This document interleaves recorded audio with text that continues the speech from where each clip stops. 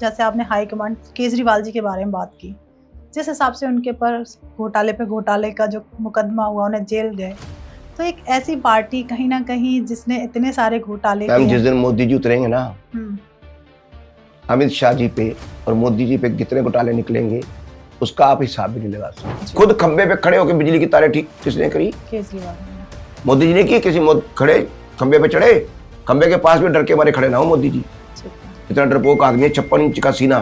जैसे आप मेयर का इलेक्शन लड़ने वाले हैं और काफी उम्मीद भी है कि आप जीत कर आएंगे, तो पंचकूला में आने के बाद आप क्या क्या कार्य करने वाले हैं, कैसे जनता की सेवा करने वाले हैं? वहाँ की जनता जो देखा जाए तो मेरे परिवार की तरह है। स्वर्गीय चौधरी भजन Lal ji PhD of politics, उनके बारे में आप क्या कहना चाहते हैं? उनके आपके संबंध किस तरीके के रहे? मैम, स्वर्गीय चौधरी भजन लाल जी एक वाकई में देवता इंसान कह सकते हैं कि आपकी थोड़ी सी हमने रिसर्च की है, तो आप ना बहुत सारी रील्स बनाते हैं इंस्टाग्राम पर या फेसबुक पर, जहाँ एक अभिनेत्री पंजाब की दिखती हैं, थोड़ा सा उसके बारे में जानना चाहती हूँ। जी आम जनता के बारे में। पूनम सूद जी एक पंजाब की बहुत अच्छी मॉडल भी है, एक्टर भी है। नमस्कार दोस्तों, आपका स्वागत है एक और नए एपिसोड में। मैं हूं आपकी होस्ट, आपकी दोस्त भारती। तो आज का एपिसोड बेहद खास है क्योंकि आज हम पॉडकास्ट में बहुत डिफरेंट सब्जेक्ट पे बात करने वाले हैं। जैसे आपने मुझे हमेशा देखा है कि हम एस्ट्रोलॉजिकल बात करते हैं या हम अध्यात्म से रिलेटेड बात करते हैं, पर आज हम बात करेंगे अपने देश की राजनीति।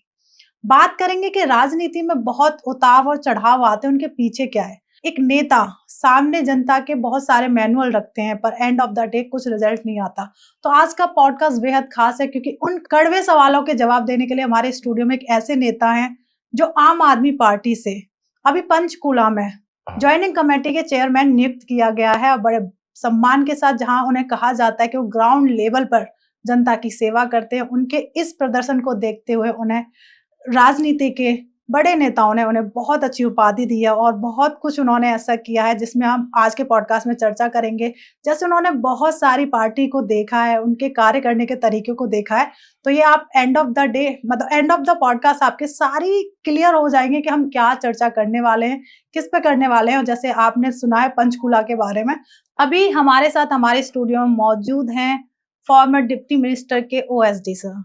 और सबसे बड़ी बात बता दूं, उन्हें अभी जैसे मैंने इंट्रो में बताया था कि आम आदमी पार्टी के वो अभी चेयरमैन रह चुके हैं। तो हम स्वागत करते हैं सर का, वेट नहीं कराते। राधे राधे सर। राधे राधे। कैसे हैं सर आप? बढ़िया जी। तो सबसे पहले मैं आपसे जानना चाहूंगी, थोड़ा सा आप अपने बारे में हमारी ऑडियंस को बताओ कि आपने इस देश में एक नेता के रूप में किस तरीके से लोगों को सेवा दे चुके हैं। मैं जब पंचकुला एक शहर होता था, हमारी तहसील अम्बाला होती थी जी, तो मैं पंचकुला शहर का युवा कांग्रेस अध्यक्ष था। ओके। फिर बाद में डिस्ट्रिक्ट बन गया। 10-15 साल, मुझे एग्जैक्टली याद नहीं है। फिर मैं युवा कांग्रेस अध्यक्ष रहा। फिर उसके बाद मेरे दोस्त भी हैं, मेरे भाई भी हैं, मेरे गुरु भी हैं, मेंटोर भी हैं, चौधरी चंद्रमोहन जी, वो डिप्टी चीफ मिनिस्टर हरियाणा बने। तब उन्होंने अपना पॉलिटिकल सेक्रेटरी ओएसडी लगाया। तो उसके बाद मेरा थोड़ा कांग्रेस से मनमुटाव हो गया, तो मैंने 2 एमसी की टिकट मांगी थी, जिस पर मुझे कोरा करार इनकार कर दिया गया। मैंने कहा ठीक है, डायरेक्ट इलेक्शन था हमारे मेयर का। मैं कहा ठीक है, आप एमसी जिताओ, मैं आपका मेयर हराऊंगा। मैं बीएसपी की शरण में किया। ओके। बीएसपी ने मुझे हाथों हाथ मेयर की टिकट दी और मैं तब भारतीय जनता पार्टी के खिलाफ किसान आंदोलन पीक पे था। उस टाइम बीजेपी का ग्राफ बहुत डाउन चल रहा था। तो मैंने, जो कि मैं इतने सालों से कांग्रेस की सेवा करता रहा, तो 18 कैंडिडेट थे, मैं कांग्रेस की वोट काटी, कांग्रेस को हराया, बीजेपी को जिता दिया। ओके। और थर्ड आया, जबकि 18 कैंडिडेट थे, 18 में से कई खरबोपति थे। किसी की 70 वोट, किसी की 80 वोट, क्योंकि पंचकुला शहर चंडीगढ़ का सैटेलाइट टाउन है। तो पंचकुला के अंदर कांग्रेस और बीजेपी के अलावा कुछ नहीं है। फिर भी मैं बीएसपी से आज धन्यवाद करता हूँ बहुजन समाज पार्टी के शीर्ष नेताओं का, मायावती बहन मायावती जी का, जिन्होंने तब ये मुझे मौका दिया, तब मेरी अपनी स्वयं की पहचान बनी। पंचकुला जैसे शहर में थर्ड आना छोटी बात नहीं है। बिल्कुल। तो उसके बाद मैं आम आदमी पार्टी में चला गया। ओके। जब आप आम आदमी पार्टी में आए और जहां आपको चेयरमैन नियुक्त किया गया, जब आपको ये खबर मिली तो आपको कैसा महसूस हुआ, कब कैसा लगा कि आज मुझे एक उपाधि मिली है, मैं उसको किस तरीके से पंचकुला के लोगों के लिए एक सेवा का माध्यम बनूंगा? मैम देखिए, आम आदमी पार्टी का जिस दिन मैं चेयरमैन लगा, मुझे सच में जैसे मैं पॉलिटिकल सेक्रेटरी ओएसडी लगा था फॉर डिप्टी चीफ मिनिस्टर है, उससे भी ज्यादा खुशी मुझे आम आदमी पार्टी का चेयरमैन बनने पे हुई। ओके। क्योंकि चेयरमैन मुझे वो स्टेट में लगा रहे थे, पर मैंने कहा कि मुझे बिजनेस भी बहुत है, वाइस चेयरमैन लगा रहे थे। मैंने कहा नहीं, मुझे जिले में रहना है। क्योंकि मैं रोहतक के बारे में क्या जानता हूँ, हर एक इंसान का एक दायरा है, सर्कल है। मैं रोहतक है, कलायत है, मेवात है, मैं वहां का क्या जानता हूँ जी, बिल्कुल। ठीक है ना जी। तो मैं कहा जी मैं स्टेट में वो नहीं कर पाऊंगा जो मैं इस डिस्ट्रिक्ट में कर सकता हूँ।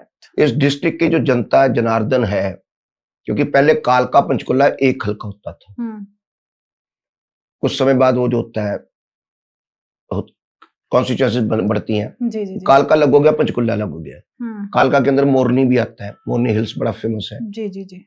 तो फिर मैंने कहा जी मुझे डिस्ट्रिक्ट पंचकुला में रखो, मेरा यहाँ पे जनता जनार्दन से भी, यहाँ मेरे दोस्त भी हैं, भाई भी हैं, बहनें भी हैं, माताएं भी हैं। तो इसलिए मैंने उस दिन सबसे ज्यादा खुश हुआ कि आम आदमी पार्टी जैसी पार्टी ने, क्योंकि जिसके माननीय अरविंद केजरीवाल जी की नीतियां माननीय, उससे भी उनके साथ डॉक्टर सुशील गुप्ता जी हमारे प्रदेश अध्यक्ष, वो एक ऐसा व्यक्तित्व है, अगर आप उनके साथ बैठ जाओ ना, डॉक्टर सुशील गुप्ता जी के साथ, ऐसे लगेगा वो आपके हैं, मैं उसके हैं। आप बताओ, इतनी पार्टीज हैं, उनका प्रदेशाध्यक्ष कभी फोन उठाता है? आप बताइए, कांग्रेस का प्रदेशाध्यक्ष दिल्ली का, करो कॉल। हमारे सुशील गुप्ता जी ऐसे नेता हैं, एक एक कार्यकर्ता का कॉल बैक करते हैं। अच्छा। ये जो मोहब्बत थी मेरी, मतलब जो उसकी इज्जत थी, उस वजह से मैं आम आदमी पार्टी में वापस आया। और जब उन्होंने मुझे चेयरमैन अपॉइंट किया, वो भी आज ज्वाइन किया 6 दिन के अंदर, तो एक अलग सा उत्साह आया, बहुत खुशी मिली कि मुझे शीर्ष हाईकमान, कि माननीय अरविंद केजरीवाल जी के आशीर्वाद से ही माननीय डॉक्टर सुशील गुप्ता जी मुझे अपॉइंट किया है। तो मैं बहुत मतलब अपने आप को कैपेबल समझा, और एक साथ साथ जिम्मेवारी भी समझी कि मैं, अगर हाईकमान ने मुझे इस लायक समझा है, तो मैं अब कुछ करके दिखाऊं, और भी ज्यादा कुछ करके दिखाऊं। ओके। जैसे सर थोड़ा सा मैं जानना चाहूंगी कि हम आम आदमी पार्टी की बात कर रहे हैं, तो कहीं ना कहीं अभी जितने, जैसे आपने हाईकमांड केजरीवाल जी के बारे में बात की, जो कि अभी आपने न्यूज जानते हैं, पूरी मीडिया जानती है, जिस हिसाब से उनके पर घोटाले का जो मुकदमा हुआ, उन्हें जेल गए, तो एक ऐसी पार्टी कहीं ना कहीं जिसने इतने सारे घोटाले किए, जिस दिन मोदी जी उतरेंगे ना अमित शाह जी पे और मोदी जी पे कितने घोटाले निकलेंगे, उसका आप हिसाब भी नहीं लगा सकते। सर वो एक ऐसा कुछ होता है तो उस दौरान फिर मैं और आप मैम जब सरकार होती है ना जी, जब सरकार होती है, जी जी जी, सरकार आपको पता नहीं, क्योंकि मैं स्वर्गीय चौधरी भजनलाल जी के चरणों में पला हूँ। मुझे उनके, जैसा कि मैं भी आपको बता रहा था कि मैं राजनीति में नहीं आया, राजनीति मेरे पास आई बाई चांस। तो कहने का मतलब, मैंने स्वर्गीय चौधरी भजनलाल जी के टाइम पे, तब मेरे पास फिएट कार होती थी मेरे फादर की, आई वॉज ऑफ 17-18, ड्राइवर था, तो सीएम हाउस में सीधी कार जाती थी मेरी। तो मैंने सरकारों की पावर देखी है, स्टेट की, सेंटर की भी। स्वर्गीय चौधरी भजनलाल जी, तो मैं वो छोटा था जब सेंटर में 2 बार मिनिस्टर रहे जी। तो जब आपकी सरकार होती है ना मैम, अब बताओ अरविंद केजरीवाल जी के खिलाफ सबूत कोई दे पाए? अब तक कोई सबूत नहीं मिला। सर ये सब मतलब कह सकते हैं, अगर मैं जमानत पे कैसे छूट गए? मैं आपकी बात से एग्री करती हूँ, पर मैंने कई कांग्रेस नेताओं का पॉडकास्ट किया है, या फिर बहुत सारे ऐसे सलाहकारों का किया है कि कहीं ना कहीं जैसे आपने कहा कि मैंने हर एक नेता का देखा है कि आने के बाद उनका व्यवहार किस तरीके का हो जाता है। जैसे अगर हम बात करें केजरीवाल की, जैसे मैंने उनको देखा था जब वो अनशन हुआ था अन्ना हजारे जी का, तो उस दौरान उनकी जो छवि निकल के आई थी, जिस छवि को देखकर देश की जनता ने उन्हें वोट किया। क्या एक राजनीति या एक सरकार में आने के बाद एक नेता का, कहते हैं एक, मैं वो शब्द यूज करना नहीं चाहती, क्या वो सब डाउन हो जाता है कि पैसा देखते ही या उस चकाचौंध देखते ही उनके अपने सिद्धांत कहीं ना कहीं चले जाते हैं, या फिर उन सिद्धांतों पे वो खड़े नहीं उतरते हैं? मैम पता क्या है, देखिए, नो डाउट मैं इस पे कुछ हद तक आपसे सहमत भी हूँ। जी।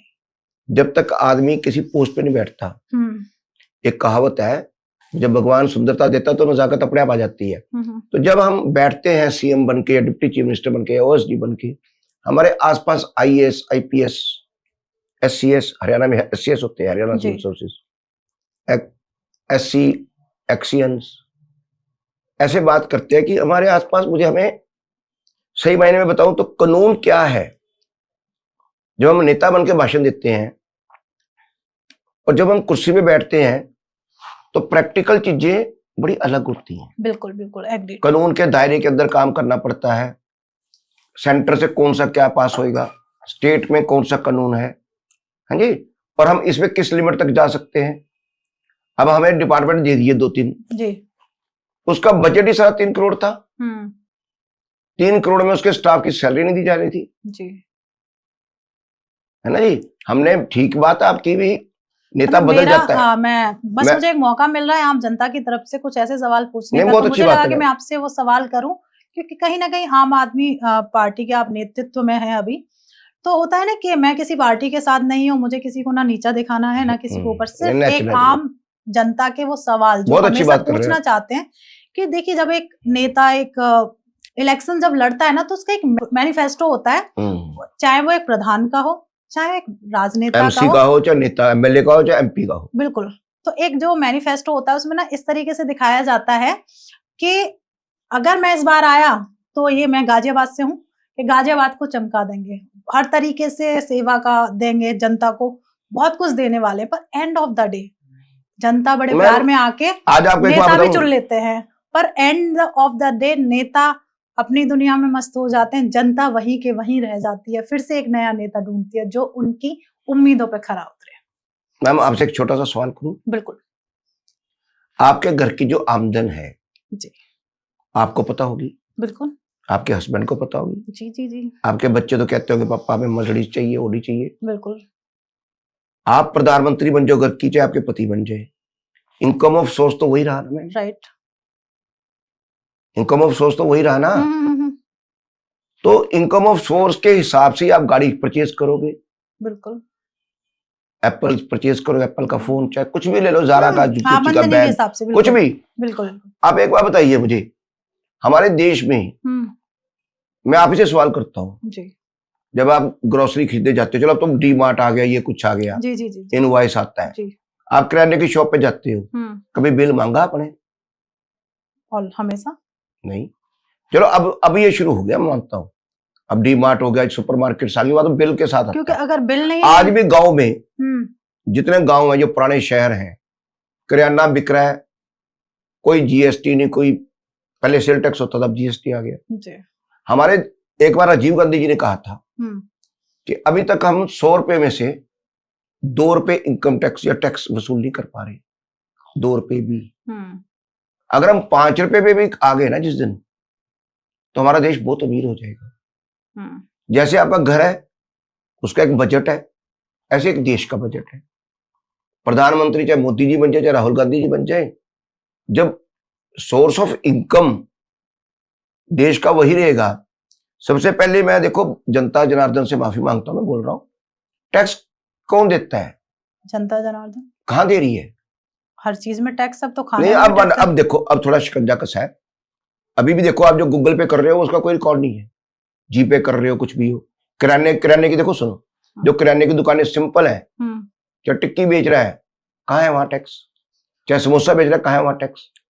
नहीं, देखो, ईमानदारी से जवाब दीजिए ना आप अपने आप मान जाओगे। जैसे हम लोग टैक्स पे करते हैं, नहीं, हम वही छोटी छोटी चीजों पे आजकल टैक्स लगा हुआ है। मैम वही the citizen of big cities, Panchkula के जैसे आप है, या पेट्रोल पंप पे टैक्स है, वो कोई रोक नहीं सकता, वो गांव पे भी लगेगा। बिल्कुल। शराब पे टैक्स वो लगेगा जी। हम जैसे इनकम टैक्स की रिटर्न भरने, वो टैक्स लगेगा। लेकिन जो इतना सेल परचेज हो रही है दुकानों पे, किराने की दुकानों पे, पता नहीं कितने परसेंट है, 70-80%। मैं आपके क्वेश्चंस का आंसर देना चाहती हूँ। जैसे आपने कहा कि एक घर का एक बजट होता है, वैसे ही एक देश का बजट होता है, एग्रीड। जब एक घर का बजट होता है ना, तो सारी चीजों को हम देखते हैं कि हमारे किस बजट में कौन सी चीज आ रही है। ऐसे ही देश को चलाने के लिए बहुत सारे नेताओं को चुना जाता है, आपने बजट की बात की, देश के पास इतना बजट होता है कि एक नेता फॉर्च्यूनर में घूमे, एक नेता के पास शीश महल बनाने के लिए पैसे हों, एक नेता के पास जनता को तेल और वो देने के लिए तो पैसे नहीं होते, जनता की सेवा के लिए पैसे नहीं होते, पर एक नेता के पास उसके अपने जिसे वो खुद खर्चे निकालने चाहिए, उसकी खुद की वो सारी चीजें हैं, वो सरकार से लेते हैं। तो क्या जो बजट है वो सिर्फ नेताओं के लिए, अपने खर्चे के लिए बनाया गया है? बहुत अच्छा सवाल, बहुत अच्छा जवाब। माननीय अरविंद केजरीवाल जी एक पहले व्यक्ति थे जिन्होंने कहा ये एक बार एमपी बन गया। अब 2 मिनट मेरी सुनना। बिल्कुल बिल्कुल सर। ये एक बार एमपी बन गया, इसके 1.5 लाख पेंशन बन गई, बस का किराया फ्री, सब कुछ फ्री, टेलीफोन फ्री। 2 बार एमपी बन गया, इसकी पेंशन इतनी होगी, डबल। 3 बार एमपी बन गया, फॉर एवर 5 साल नौकरी की उसने, नौकरी नहीं सॉरी, एमपी रहा 5 साल, फॉर एवर पेंशन।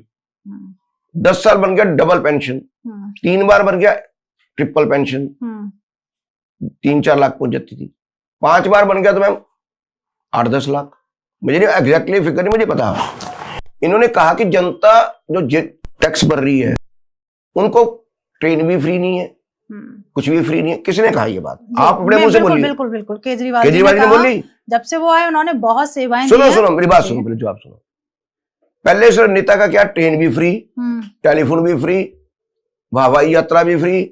मंत्री जी हैं ये एक्स एमपी कितने साल पहले जी? 10 साल पहले एमपी था। महीने के 1.5-2 लाख रुपया उसको वो आ रही है, क्या कहते हैं, पेंशन। तो सबसे पहले ये मुद्दा किसने उठाया? जो जनता टैक्स भर रही है उसको बिजली फ्री दूंगा। नेताओं के लिए क्या है सब? ये नेता ही सारी ऐश कर रहे थे, नो डाउट। आपका सवाल, आप ही का जवाब, बिल्कुल आप ही की बात का में ही आपका जवाब है। बिल्कुल। सबसे पहले बिजली 300 यूनिट तक फ्री किसने की? अरविंद केजरीवाल जी। महिलाओं को बस में फ्री घूमने की इजाजत किसने दी? केजरीवाल जी ने। बसें चलाई चारों धाम की यात्रा करने के लिए, किसने चलाई? केजरीवाल जी ने। हैं जी? खुद खंबे पे खड़े होकर बिजली की तारें ठीक किसने करी? केजरीवाल जी ने। मोदी जी ने की? किसी खड़े खंबे पे चढ़े, खंबे के पास भी डर के मारे खड़े ना हो मोदी जी। ठीक है। इतना डरपोक आदमी है, 56 इंच का सीना, कहते हैं 56 इंच का सीना। तो क्या ये मीडिया को गुमराह करने के लिए थे कि अगर बिजली ठीक करने के लिए तो आप किसी इलेक्ट्रिशियन को बुला लेते, तो क्या ये कहीं ना कहीं मीडिया में एक छवि डालने के लिए कि मैंने एक तार ठीक किया या मैंने बिजली ठीक की? वो इंसान, उन्होंने बहुत कुछ अच्छा किया। मैं आपको एक लास्ट बात जी, आपको पता है जो अरविंद केजरीवाल जी की वाइफ है, मैं उनका नाम सुनीता केजरीवाल है। She is a topper, Sunita Kejriwal ji. IRS Indian revenue services ji, वो टॉपर है इंडिया की IRS में। ये भी टॉपर है अरविंद केजरीवाल जी।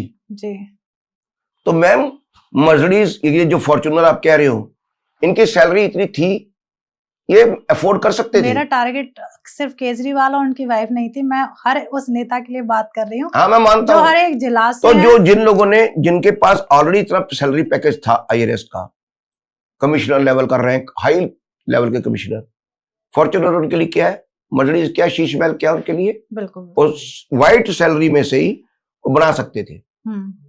लेकिन उनके अंदर एक भावना थी, भी नेता फ्री में लेते हैं सब कुछ, जनता भी तो फ्री में ले कुछ। अगर वो थोड़ी देर और रह जाते, देखो एक बात बताओ, मैं एक छोटी सी एक बात कहूंगा, जो दिल्ली सरकार है that is not a government, just municipal corporation, झाड़ू झूड़ू ये सब, पानी का अरेंजमेंट बस। पुलिस उसके अंडर नहीं है, IAS उसके अंडर नहीं है, कुछ नहीं है, एक हॉक्स मिनिस्ट्री है वो मेरे मायने से। जैसे हरियाणा सरकार है संपूर्ण सरकार है, दिल्ली सरकार संपूर्ण सरकार है ही नहीं। LG बैठा रखा ऊपर, उसके बगैर कुछ आप कुछ कर ही नहीं सकते। बिल्कुल ठीक है। और मोदी जी ने देखो, चाहे पंजाब में भगवंत मान जी की सरकार बनी, आते सार MPO की पेंशन खत्म, MLAs की पेंशन खत्म, एक मिलेगी बस। तो कुछ तो अच्छा करने दो। एक बार बताइए मुझे आप, मोदी जी क्यों नहीं कर रहे MPs की? सेंटर में वो बैठे हो, पेंशन खत्म करे। एक लोकसभा में 500 कितने होते, 40 MP। अभी हमारे कितने साल हो गए याद हुए, अभी तक 25-30 सरकारें बन चुकी होंगी, 20-25 लगा लो, 25-30, 25 बजे 75 साल हो गए हमारे देश को। 25 सालों में 540 MP करो 25 के मल्टीप्लाई, कितना हो गया? इतने हजार एमपी सैलरी ले रहे हैं, पेंशन। जो बजट है सारा तो एमपी के खाते में जा रहा था। रोकने वाला कौन था? केजरीवाल जी। भगवंत मान जी ने आते ही एमएलए एमपी की एक पेंशन कर दी, काट दी, खत्म कर दिया। हम जो बजट आप दे रहे हो, टैक्स पे कर रहे हो, हम आप पे खर्च करना चाहते हैं, लेकिन आपको 56 इंच का सीना चाहिए जनता को। लो। तो जैसे सर आपने इंट्रो में बताया कि आपने कई सारी पार्टियों के साथ काम किया है, जैसे कांग्रेस है, बीएसपी है, और अभी आप आम आदमी पार्टी में हैं। तो आपने हर एक पार्टी का रुख देखा है, हर पार्टी का कहते हैं ना कार्य करने का तरीका देखा है। तो कैसे आपने हर पार्टी में जाके क्यों ऐसे रीजंस रहे कि आपको पार्टी चेंज करनी पड़ी? देखिए मैम, पहले मैं कांग्रेस में था। मैं कांग्रेस में भी नहीं था, स्वर्गीय चौधरी भजनलाल जी, चौधरी चंद्रमोहन जी, चौधरी कुलदीप बिश्नोई के साथ था जी के साथ। तो मैंने कांग्रेस से 2 एमसीओ की टिकट मांगी जी, जिन्होंने विधानसभा चुनाव में चौधरी चंद्रमोहन जी के लिए भरसक प्रयास किया था। लेकिन कांग्रेस हाईकमान अकड़ में रहती है, घमंड में रहती है, कार्यकर्ता के सुन के राजी नहीं है, कहते नहीं देंगे। मैंने पहले भी जवाब दिया, मैं कहा ठीक है तुम एमसी जिताओ अपने, मैं तुम्हारा मेयर हराता हूँ। मैं, मेरा डेमोक्रेटिक राइट इलेक्शन लड़ने का। बिल्कुल है। कांग्रेस कौन होती है? मैं कोई कांग्रेस से ब्याह हूँ? गलत तो नहीं बोल रहा? नहीं, सही बात है। तो मैं, मेरा डेमोक्रेटिक राइट था, मैंने नॉमिनेशन भर दिया। बीएसपी से संपर्क हुआ बाई चांस, कोइंसिडेंटली मुझे बीएसपी ने टिकट दे दी, मैं बीएसपी से लड़ा। फिर जब भगवंत मान जी ने, मैं देखा बीएसपी का थोड़ा हमारे उधर कम है, पंजाब और चंडीगढ़ में आम आदमी पार्टी चाह रही थी, तो जब मैंने देखा भी आम आदमि पार्टी, तो मैं आम आदमी पार्टी ज्वाइन कर गया। फिर आम आदमी पार्टी में भी थोड़ी सी होगी, तो चौधरी चंद्रमोहन जी मेरे सगे भाई की तरह, उनकी इलेक्शन में वो पिछला इलेक्शन हार गए थे, ये इलेक्शन जीत जाए, मैं इसलिए कांग्रेस में चला गया। फिर वापस जहां मन था आम आदमी पार्टी में आ गया। ओके, कहीं ना कहीं आप चेंज करते रहे पार्टियों को। नहीं, अभी आपने अपने दोस्त की बात की कि आपके दोस्त कहीं ना कहीं कांग्रेस में हैं, चंद्रमोहन जी, तो उनका साथ आपने दिया और वो जीत गए। मतलब क्या कहना चाहते हैं सर कि आप... मैं ये नहीं कह रहा वो जीतते हैं। जब देखो, जिसने मेरे को बचपन में राजनीति में उतारा हो, जी, देखो एक होता है, मतलब जनता एक तरीके से ये देखेगी, अगर मैं एज ए व्यूअर अगर देखती हूँ तो कहीं ऐसा लगता है कि आपने अपनी दोस्ती को ऊपर रखा, आपने आम आदमी पार्टी की रणनीति को जानकर आपने कांग्रेस में अपने दोस्त का साथ दिया। मैम देखिए, मेरा मानना इसमें कुछ और है। एक होता है मैम आपकी कर्मभूमि जी, एक होती है इंसानियत जी। गलत तो नहीं कह रहा मैम? अब मैं इंसान ना रहूं, अब सपोज करो आप और मेरा अच्छा एक रिलेशन है जी, आप बीजेपी में, कांग्रेस में, मेरा इतना धर्म तो बनता है ना मैं आपके खिलाफ ना बोलूं। बिल्कुल, पहले इंसानियत है ना मैम। सही बात है। मेरे को जब बचपन से पाला, मेरे ऐसे ऐसे किस्से हैं चंद्रमोहन जी के साथ। आप मानते हो चंद्रमोहन जी इतने बड़े नेता है? कितने बड़े नेता आपको पता ही है। बिल्कुल बिल्कुल। मेरे साथ चिड़ी उड़ काउड खेलते हैं। Can you imagine?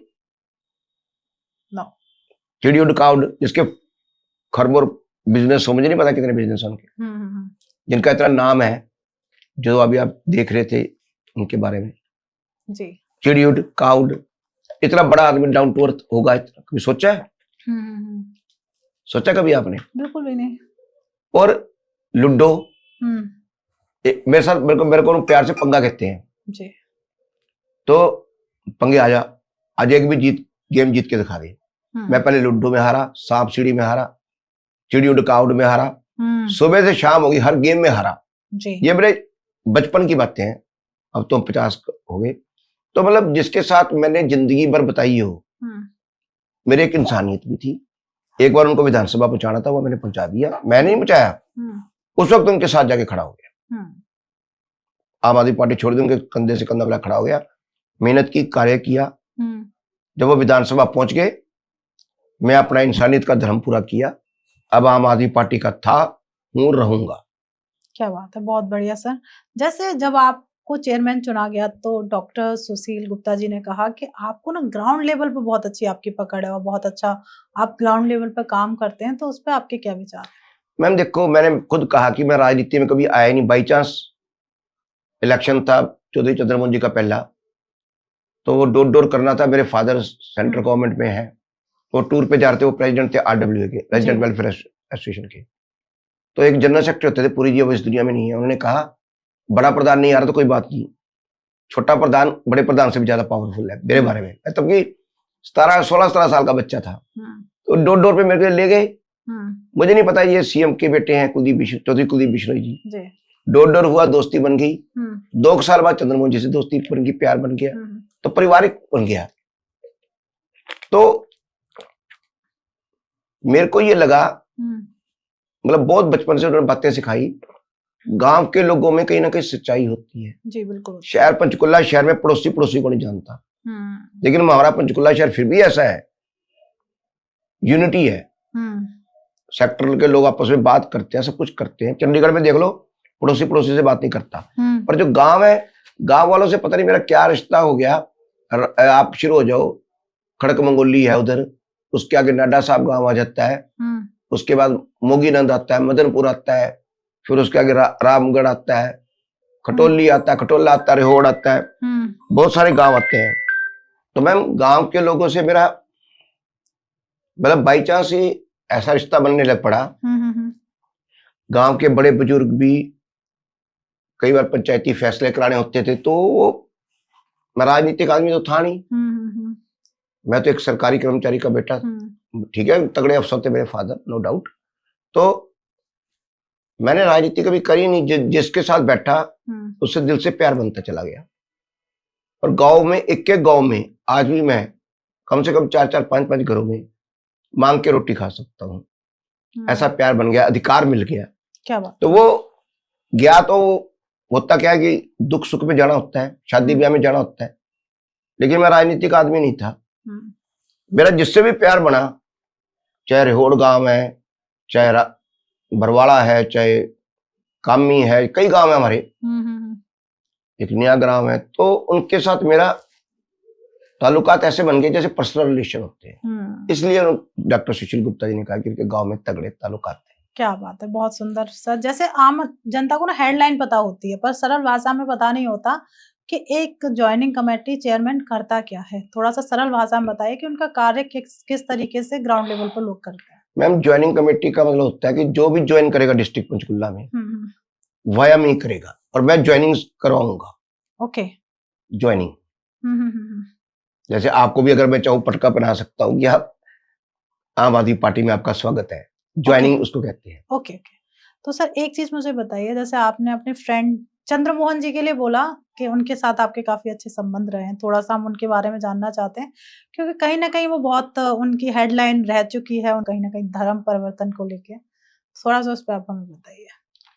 मैम वो एक अब केस बस एक अलग तरीके का था। एक देखिए, हरियाणा की जो राजनीति है, जाट नॉन जाट की है। चौधरी चंद्रमोहन जी एक उभरते हुए नॉन जाट नेता थी, है। तो कुछ विपक्षी लोगों ने भी नॉन जाट नेता स्वर्गीय चौधरी भजलाल जी के बाद कोई खड़ा ही ना हो, झूठे सच्चे आरोप डाल करके हनी ट्रैपिंग, ब्लैकमेलिंग, वो सब था वो।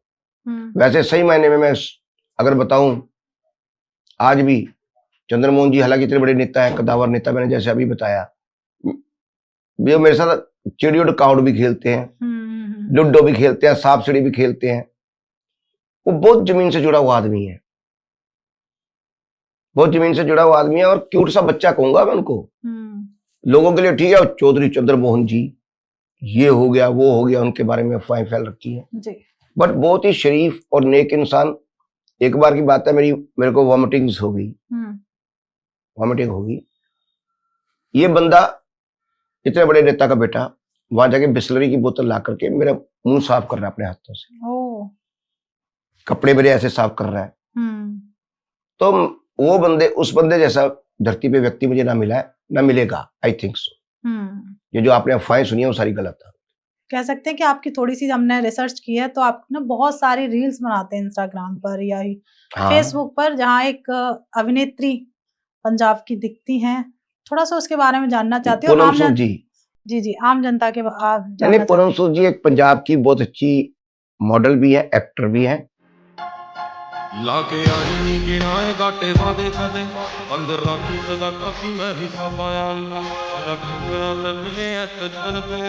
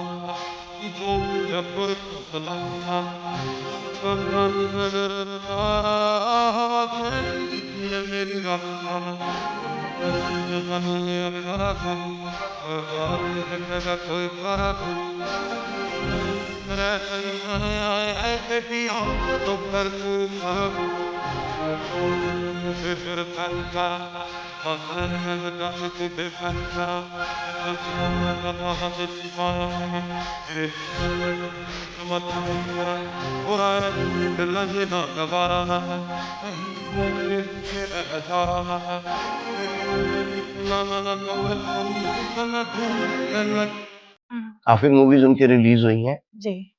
तो बाय लक हम एक दूसरे के नोन हो गए, सिंपल नोन। हम्म, वो भी सोशल मीडिया पे रहती हैं, मैं भी सोशल मीडिया पे। तो मैंने बस ऐसे उनके साथ फोटो में रील बनाने में अच्छा लगता है मेरे को। अच्छा अब अच्छा। मैं आपसे एक क्वेश्चन पूछना चाहता हूँ जी। कि हर बंदा एंजॉय करता है, रील बनाता है अपने बच्चों के साथ, अपने हस्बैंड के साथ, अपने बॉयफ्रेंड के साथ, अपने गर्लफ्रेंड के साथ, ठीक है, अपने दोस्तों के साथ।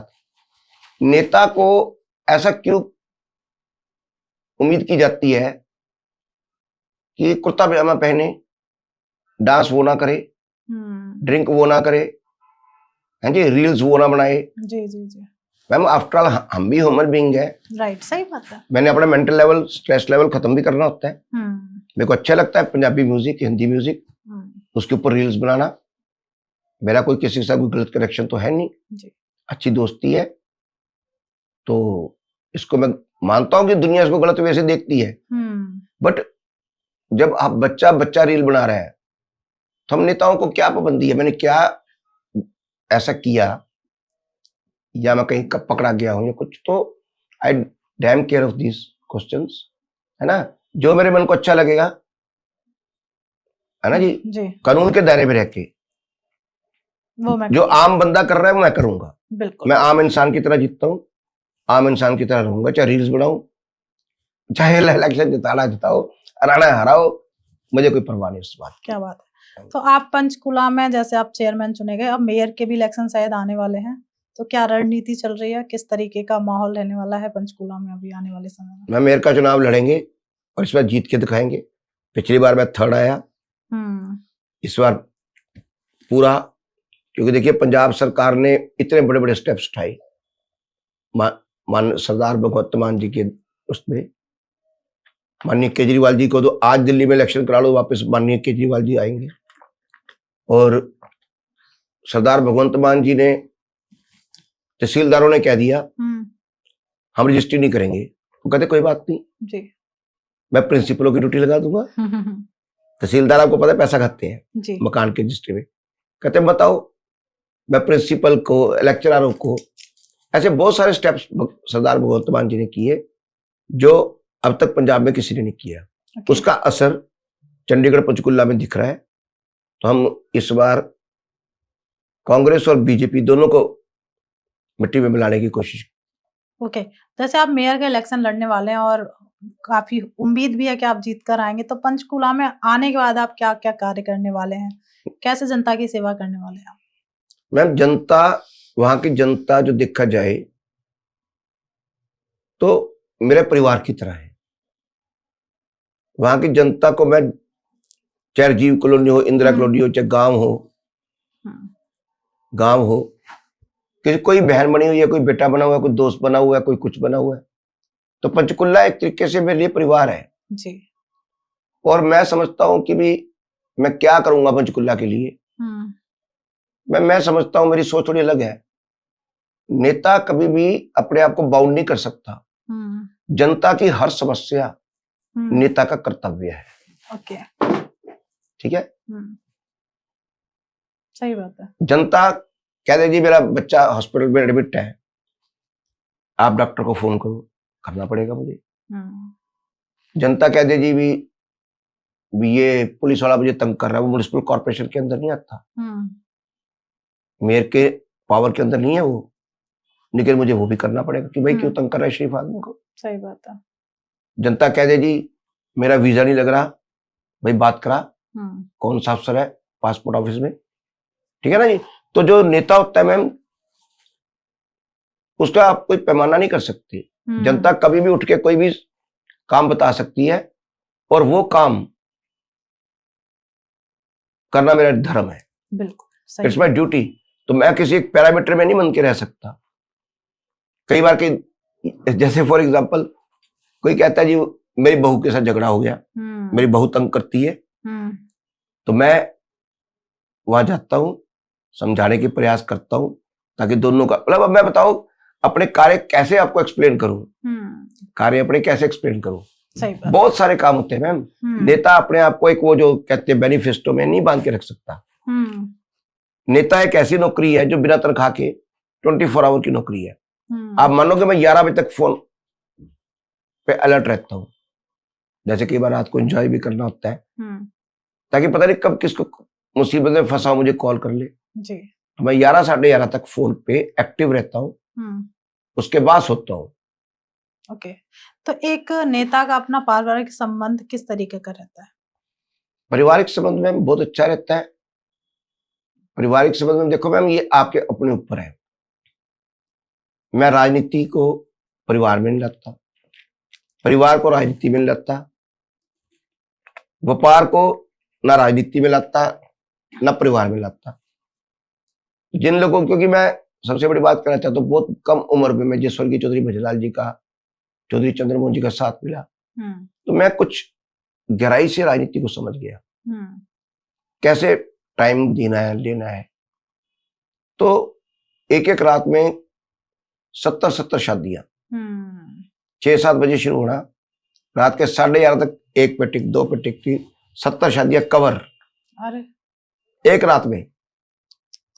कई बार तो ये होता था आज अभी दोपहर को कुरुक्षेत्र शादी है, शाम को उससे दूसरी कुरुक्षेत्र शादी है, फिर रात को हमारी पंचकुला कॉन्स्टिट्यूंसी की शादी है। हर शादी में जाना जरूरी था, बिल्कुल नहीं जाएंगे तो ये है कि भी उनके साथ रह करके मैंने परिवार को और जिस तरीके मैनेज करना है बहुत कुछ सीखा बहुत कम उम्र में। अब जब तक आपके जो एक नेता के रूप में आप कार्यरत रहे हैं, आपने बहुत कार्य किए हैं, उस दौरान बहुत सारी चुनौती आई होंगी, उसके बारे में हमारी ऑडियंस को बताना चाहते हैं? मैम प्रॉब्लम नहीं होती। जब आप देखो 2 तरह के नेता होते हैं जी, एक सियासी एक जंगी। मैं कभी जंगी घोड़ा बढ़ा ही नहीं, मेरे को भगवान ने सीधा सीएम परिवार में फेंक दिया। मैं तो पहले भी बोला कि मैं राजनीति में मैं गया ही नहीं, राजनीति पता नहीं क्यों मुझे अपनी तरफ खींच के ले आई। मैं जो एक सरकारी कर्मचारी का बेटा था, कोइंसिडेंटली डोर डोर करना था, स्वर्गीय चौधरी भजनलाल जी के छोटे बेटे चौधरी कुलदीप बिश्नोई जी आए, प्रधान जी को ले जाना, तो उन्होंने कहा प्रधान जी मेरे फादर सेंट्रल गवर्नमेंट में तो टूर पे जाना था अगले दिन जी जी जी, तो उनकी जगह मैं डोर डोर करने चला गया 15 सेक्टर पंचकुला में, वही ऑफिस खुला था हेड ऑफिस इलेक्शन का जी।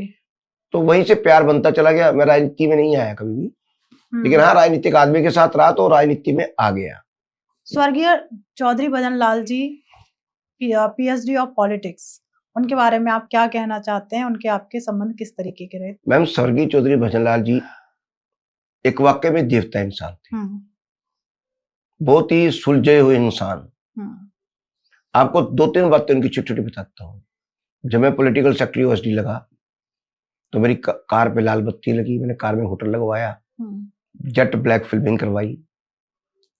तो मैं जाकर के स्वर्गीय चौधरी भजनलाल जी को प्रणाम करने गया, तो उन्होंने कहा बेटा एक बार याद रखियो, हर एक की किस्म, ये सरकार 5 साल की है, क्या पता हमारी सरकार अब ये 3 साल चले 2 साल चले, 2 साल चले तो आज तेरा एक दिन बेटा कम हो गया, तेरे पास ये समझिए 2 साल मतलब एक दिन कम हो गया, 24 महीने 24 महीने का एक दिन कम हो गया।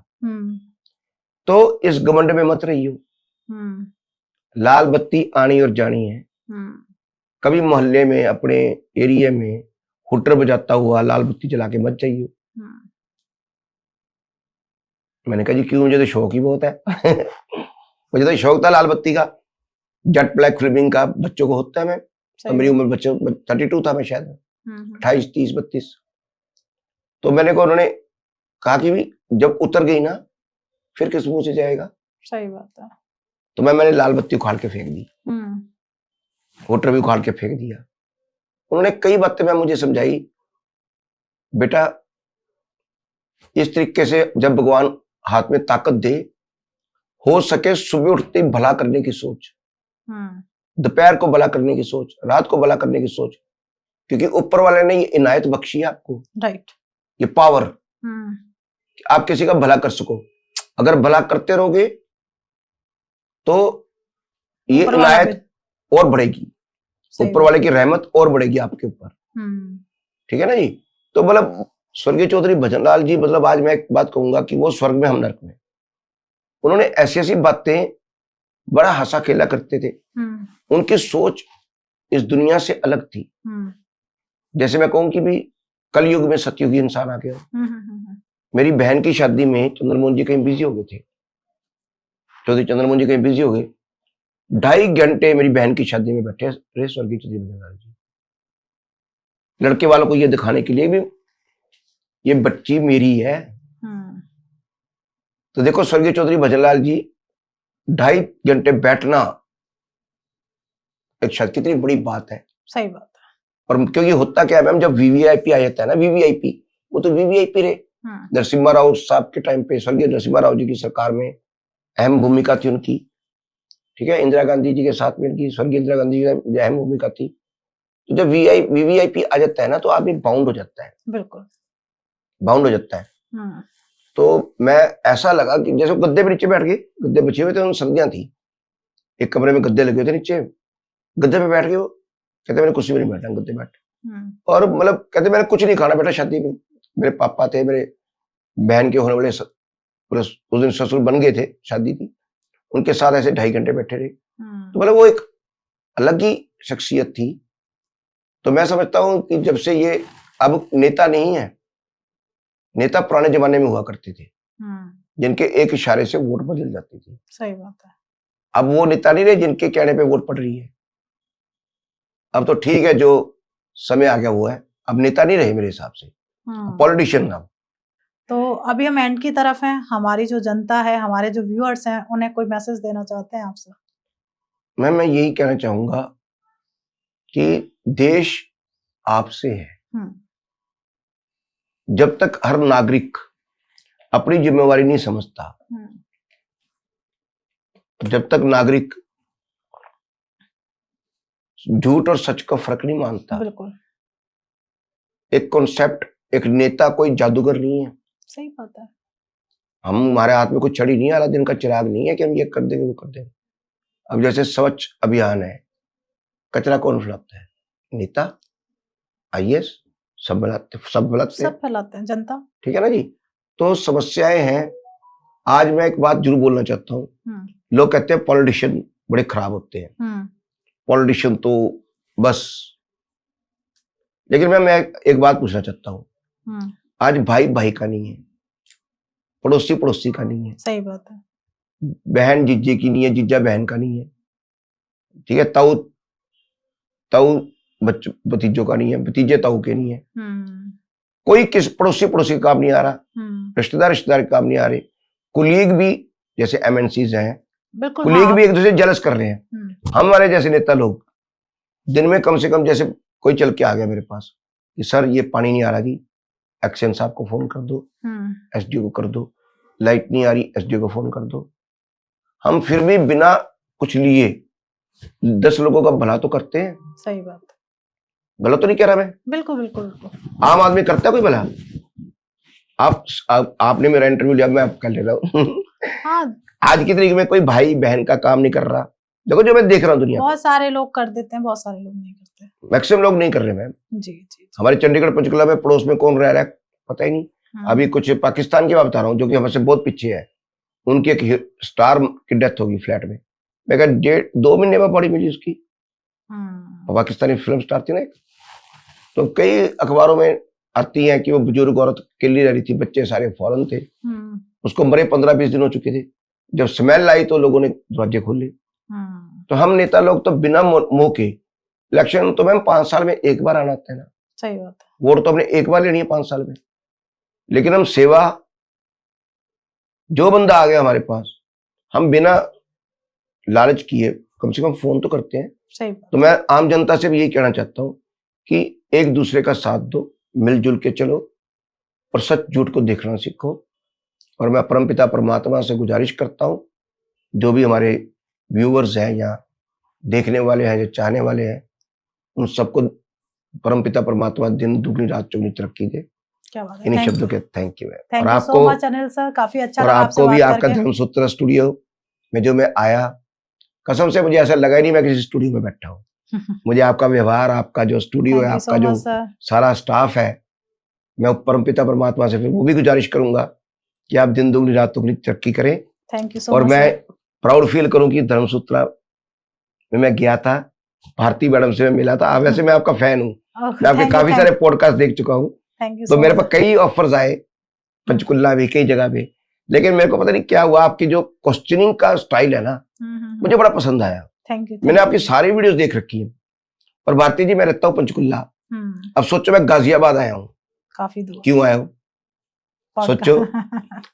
आपसे पॉडकास्ट कराने के लिए। थैंक यू, तो आपके स्टूडियो का, आपके व्यूअर्स अच्छे हैं, आपका स्टाफ बहुत डिसेंट है, तो ऐसे डिसेंट लोग बहुत कम मिलते हैं। तो दिल से थैंक यू आपका भारती जी। बिल्कुल, और काफी अच्छा लगा सर आपके साथ पॉडकास्ट करके। काफी चीजें ऐसी थी जहां बहुत ऐसे सवाल किए गए जिनका आपने बहुत अच्छे तरीके से जवाब दिया। कहीं ना कहीं जनता के उन सवालों को हमने आपके सामने रखा, थोड़े कड़े शब्दों का भी यूज किया गया, तो कहीं ना कहीं आपने बहुत आंसर्स बहुत सही से दिए। कहीं ना कहीं जनता उससे खुश होगी। और प्लीज जो भी ये पॉडकास्ट देख रहा है, ये पॉडकास्ट जितना ज्यादा हो जाए अपने फ्रेंड्स और फैमिली के साथ शेयर करिए। बहुत सारे सवाल आपके मन में आते हैं, तो आप कमेंट करके सर से पूछ सकते हैं। सर की टीम आपको आंसर देगी ही देगी। मैं खुद दूंगा आंसर।